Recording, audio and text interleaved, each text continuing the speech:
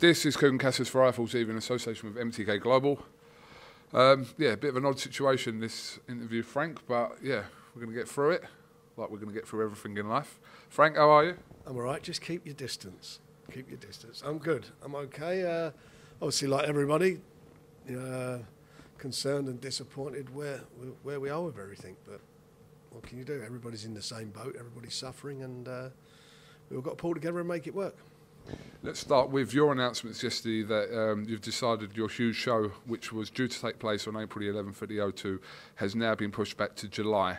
So, yeah, I suppose you gave that every opportunity until obviously the board come out yesterday and said that there was to be no boxing until they review it in April, obviously, which had an impact on that. Well, the whole thing is quite strange, really, because the government haven't banned mass meetings. What they've done, they said that they won't allow the emergency services to be used by any gatherings, so that makes it very difficult as far as insurance and so forth is concerned.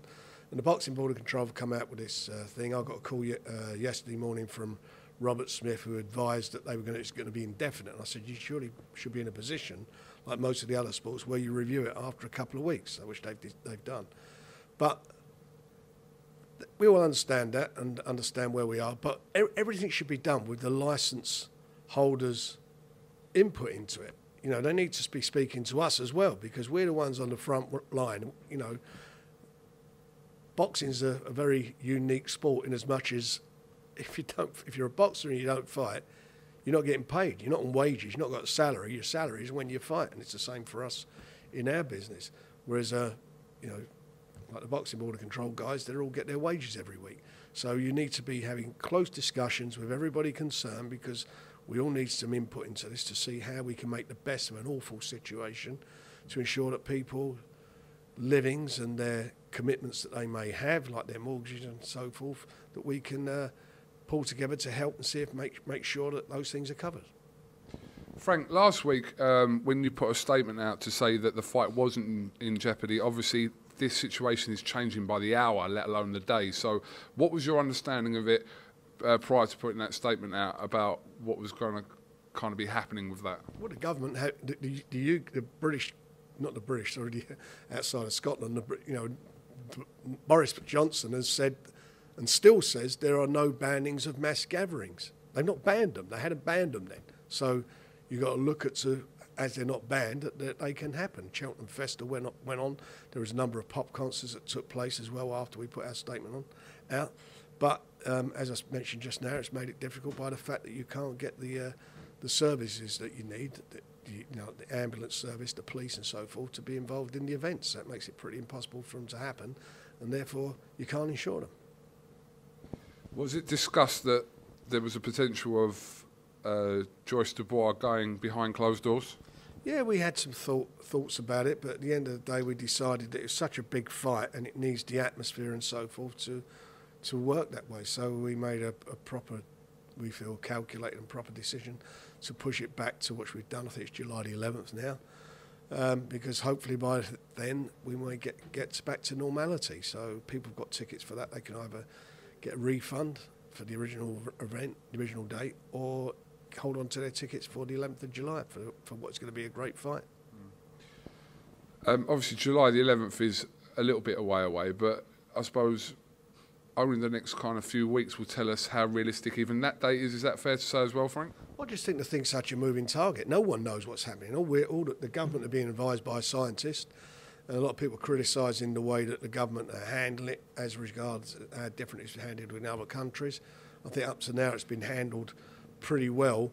My only concern is as I say, is the information factor. I mean, really, to say that events can take place but they can't have the services, you may as well just say we're banning the events.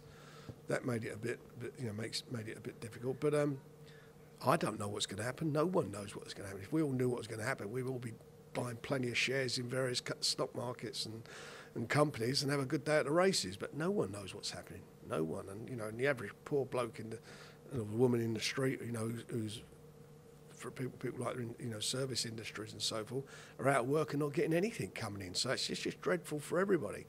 But at the end of the day, whatever's going to happen is going to happen, and we all got to go with the flow.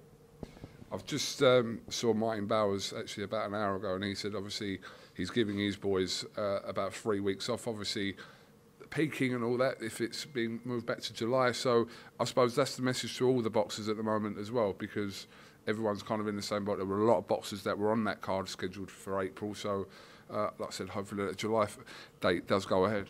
Well, let's keep our fingers crossed on the June date. We've got a date with Carl Frampton and Herring, and we want to get that on.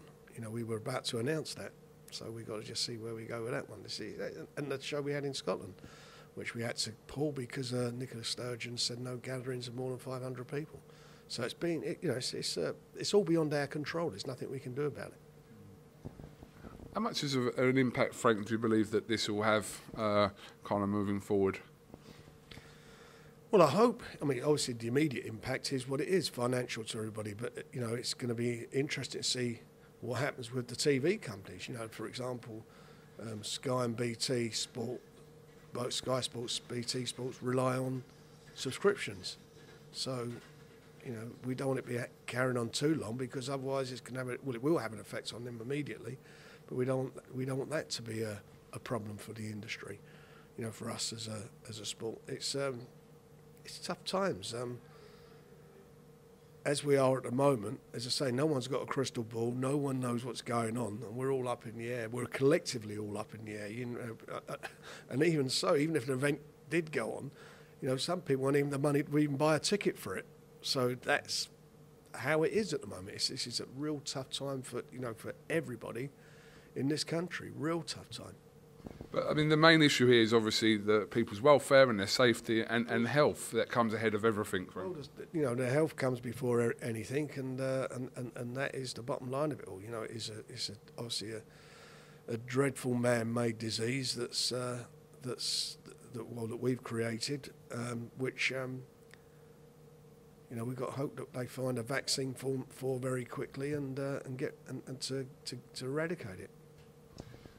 The first time I heard of this was the coronavirus was prior, I think, about 3 weeks before the Tyson Fury fight. So was this being mentioned before the Fury fight? Because this was obviously, it had come out before then. It's not as obviously extreme as it is now. But was that being mentioned prior to the Fury Wilder fight, Frank? Not so much. I think, look, in this day and age, everybody's on planes going backwards and forwards around the world. It's obvious that these things are going to become pandemics when you get something like this that is a new strain of or a new virus or a new strain of a flu or whatever it may be. It's always going to be that way, and it's not like it's not been on the cards. You've been hearing about it for many years now that this sort of thing's going to happen, and it's finally happened. Like I said, it's a day-to-day situation, and literally I think things are changing by the hour. Everyone's kind of waiting for announcements by the government and Boris, and we'll have to wait and see what happens. Well, it's so much so that I think they're doing these presses every day, aren't they, to keep the public up to date. And I'm sure there's going to be a lockdown before long. That must be happening soon. Every other country's done it. I should think it's a matter of time before it happens here. Thursday is a rumoured day for this. Say that again? I said Thursday is a rumoured day for this. Yeah, I've seen all this stuff online and so forth, but, it is what it is, mate. You stocked up on your toilet roll, Frank? Yeah, I've You can't get it in Essex. I don't know about here in Hertfordshire. yeah. Well, I can think of a few newspapers that I could use. We'll leave that one there. Frank, obviously I do want to talk some boxing with you. Obviously prior to all this, there's a lot going on, and just you touched on it there with Carl Frampton and Herring. So obviously before this, that was just about to be announced, which is right kicking the nuts. Yeah, it is. Carl's been training hard. I know Herring has as well, and it's terrible for all the fighters. That's their source of income, and especially and even more so for the guys on the undercards. Those kids starting out, the youngsters. It's an awful time for them and their families. They're the breadwinners. They've got to bring the bucks home to pay the bills, and unfortunately, they're not in a good position. What was the situation regarding Liam Williams and Andrade? How was that kind of left? Obviously. Well, the purse bids were supposed to be this week, but they pushed it back a couple of weeks because of the virus situation. But obviously, his shots there when this kind of resumes, hopefully sooner rather than later. His shots there against Andrade. As I said, it would have been a few months ago. It is what it is. Now, Frank, I do want to ask you obviously about the situation and some allegations that are being made against Tyson Fury quite recently. What comment can you make on that at the moment, Frank? Well, the Mail on Sunday, a journalist from the Mail on Sunday contacted me very late Friday afternoon, early evening, and asked me and went through about these allegations that this farmer had made. And I said to him, I had a letter from the farmer. I said, actually, I'd had a letter in October from him, last October last year. But in fact, my secretary reminded me it wasn't October, it was September, where he was basically saying that the allegations were that he'd lied about the evidence that he was going to give in the hearing that never took place concerning Tyson and his cousin Huey. And he said that, and the farmer alleged that he was coerced into saying that the meat that Tyson had eaten had come from his farm and been taken in, and he'd signed affidavits confirming that. And now that was not true. So the man, under his own evidence, even if he's telling the truth now, was lying and signing an affidavit, committed perjury. So whatever way you want to look at it, the man is a liar and a perjurer if the events he said took place back then. And the journalist went on to say to me that Team Fury had been in touch with him, and in the letter I got, he keeps referring to Team Fury, and I just said, who is Team Fury? Team Fury. I mean, you've seen behind the scenes in the dressing room of Tyson's fight. There's like 20 different people there. There's nutritionists there. There's the trainer there. There's the cornermen. There's a driver. There's a couple other guys doing whatever they do there, publicists. So I don't know who Team Fury. I said, you have to be more specific. Who are you talking about? Are you saying it's Tyson? And we all know it's not Tyson. It's not Tyson. Denies ever meeting this man, and they couldn't tell me. And then they talked about the 25 grand. I said, well, who, again, from Team Fury, with the quotes, who was it? And he couldn't tell me. So I said, well, how can I answer that question? All I know, it was not Tyson. Certainly wasn't me, because I wasn't involved with the situation back then. So I said, I don't know. I don't know, until you're more specific. I said, but this is rubbish, and you're relying on somebody who is an admitted liar, one way or another. He's either lying there or lying then. So he's a liar, whatever way you want to look at it. And that's pretty skimpy evidence to be relying on. And I also said to him, obviously there's no sport on, football's cancelled and so forth, so we're in like the old silly season, so they're scrambling around for a story. And that's where it got left. And I said to the guy, you've got to be very careful what you write and so forth, and obviously you're going to have to stand this up and back and so forth, but this is crazy to be relying on this person. And Tyson, who I've spoken to on a couple of occasions since, denies knowing this man. And that is the position. So the position is, at the moment, that the WBC have come out in support of Tyson, that I told this bloke back in I thought it was October, but it was last September, I told him if he had anything if what he was saying was true, then he should get in touch with UKAD. Because that's what he should do. If he's lied to UKAD, then get in touch with him. But he didn't do that. He obviously hawked his story round to a newspaper, and it'd be interesting to know where he got paid for that story. Because all he was after was 25 grand, one way or another. How do you expect a resolution of this, Frank? Well, I don't know how anybody can rely on what this bloke's saying. I don't see how anybody can. I mean, the man is a liar. End of the day, you could say to him, you are a liar, and what can he do? Sue you for slander? You could write, you are a liar. Can he sue you for libel? Of course he can't, because why? He's a liar. And it's funny, it's taken him 5 years. 5 years to come out the woodwork. What do you have, the old conscience, his conscience or something? Pang of consciousness, I don't know. guilt, whatever it was, 5 years ago. Please do me a favour. And it weren't over a title fight. This was a 10-round fight, by the way. So why would he be taking stuff for a 10-round fight? I don't get my head round. I could never get my head round that anyway. And, you know, he fought Klitschko. When he beat Klitschko, he was clean as a whistle. He was tested. No problems with that. I think Tyson's probably the most tested boxer in this country, or was the most tested boxer. His last fight, he came through clean against, well, not that fight. The fight before with Wilder, this last fight, he came through okay against him. So, you know, with clearance, so that was publicised a couple of weeks ago. So to me, it sounds what it is, a liar looking for 25, or looking for some money. 25 grand from somewhere. I don't know what the newspaper paid him.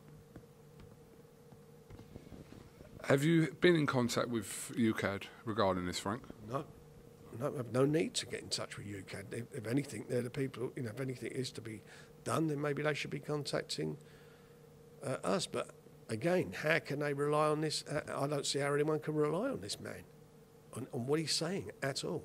And Tyson, by the way, let's get it right. Tyson's, you know, they came to a resolution. They agreed with it. It's closed. He was at the ring for 2 years, Tyson. And I tell you what, in doing all this as well, you know what really pissed me off more than anything? All that crap that he's come through in the past, you know, all the mental problems and all the stuff that he was going through. And then they go and do it, and somebody does this based off of this bloke. You know, did anyone, you know, the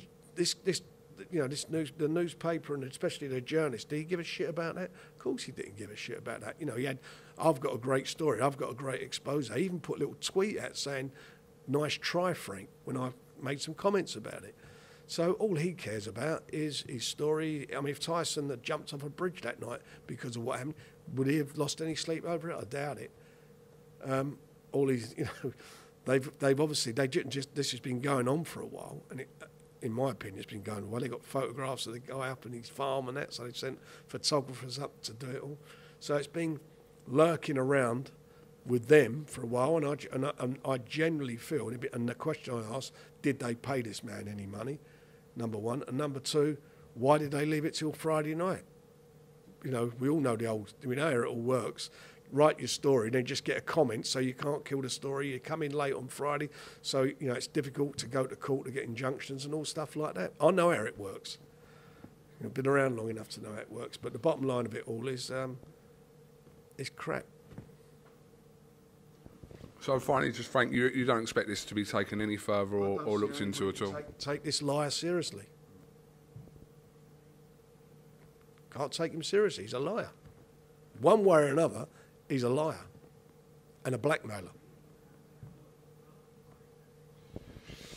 Okay. All right. Well, Frank, like I said, there's not going to be any boxing on for a little while. So, what are you going to? No football. What are you going to be doing with yourself?